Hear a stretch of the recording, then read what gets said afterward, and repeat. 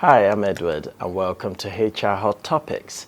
Today I'll talk about a recent employment law case providing a summary of the decision and implications for employers. This case has different aspects to it and I'll confirm what was upheld and what was not. Don't forget to subscribe and click the bell if you want to see more of our videos, and use the hashtag askhrhubplus to get in touch with us on social media.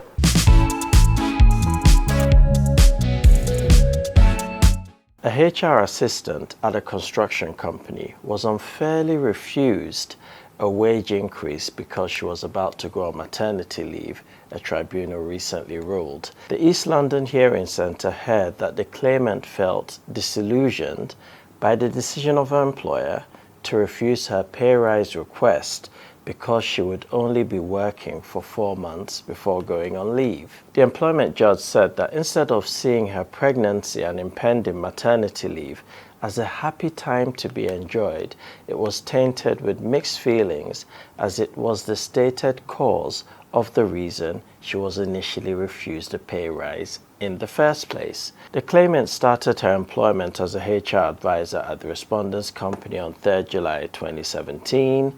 In January 2018, her pay was increased to £30,000 per annum in respect of a 40-hour working week. She then went on maternity leave with her first child from 17th June 2019 until 18th August 2020.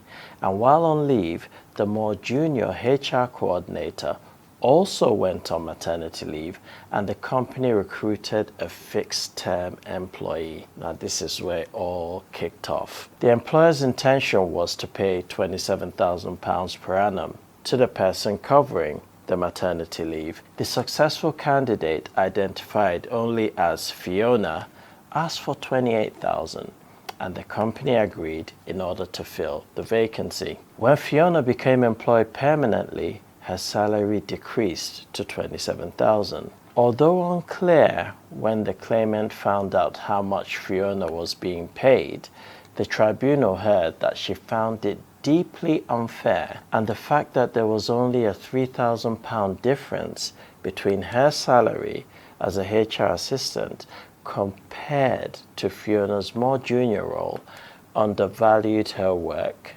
and her experience. The claimant discussed this with the head of HR, and he agreed to make a business case for a raise, although the tribunal found that it was a very generalized discussion prompted by the claimant's request for a wage increase. On 24th August, the head of HR had his regular weekly HR meeting with the finance director and managing director. The claimant had told the HR director that she was pregnant again, and she gave him permission to share this in the meeting. The claimant told the tribunal that she spoke to the head of HR after the meeting, and he said he made the request for a pay rise, but it had been refused because she was due to commence a period of maternity leave, and she would only be in the business for 4 months. So a pay rise was not feasible. This was the respondent's justification as communicated to the lady in question. The HR director told the tribunal that the request was refused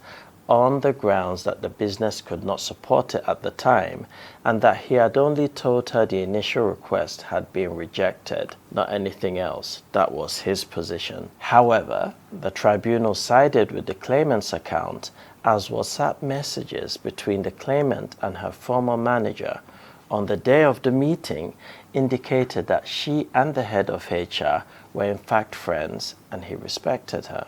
After the meeting on 24th August, the head of HR produced a revised business proposal that said a wage increase of £2,000 would be possible in return for the claimant assuming additional responsibilities. The next day, the claimant emailed the head of HR expressing her continued dissatisfaction at the pay differential and her view that her experience and skills were not sufficiently valued. On 26 August, she was informed that the 2,000 pay rise had been approved by management. The tribunal found that the revised proposal from the head of HR was produced from his genuine wish to support the claimant and used additional responsibilities as a way to justify the increase. The claimant then went on sick leave after her GP produced a certificate saying that her illness was caused by work-related stress in pregnancy. On 23 September, the claimant raised a grievance, setting out her unhappiness surrounding the unfair pay differential between her job and Fiona's role, which she later brought to the tribunal. The employment tribunal judge found that the refusal of a pay rise was unfavorable treatment and an act of overt discrimination. Now, the tribunal judge then went further to clarify what that overt discrimination means. She said, even if the claimant was not entitled to a pay rise, the refusal to exercise discretion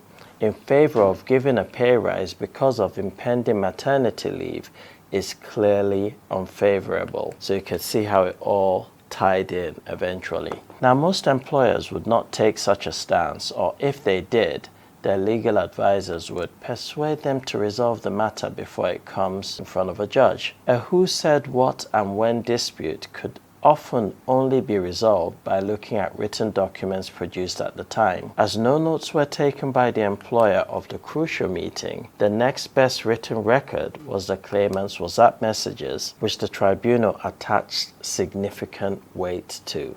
Now, the clear message here to employers, aside from the obvious, which is don't discriminate, is to keep written records of meetings and decisions, she advised. Now, that was, what the employment judge summarized during that meeting. Now, the tribunal awarded the claimant £9,000 for injury to feelings with interest calculated from 24th August 2020. Now, this is the important aspect because it wasn't only the pay rise claim that the tribunal had to take a look at. The claimant's other claims of unlawful discrimination, unfair dismissal, and unauthorized deduction of wages in respect of company sick pay were dismissed. So you can see the importance of raising a claim, taking it to the tribunal, trying to resolve the claim, making sure you have adequate records, written records, that you can rely on to defend yourself in the event of a tribunal claim is very, very important. Thanks for watching this installment of HR Hot Topics. Let us know in the comments down below about how you would have handled this situation differently. Use the hashtag askhrhubplus to get in touch with us on social media. Don't forget to like and subscribe to keep up with the other videos on our channel. And we'll see you next time.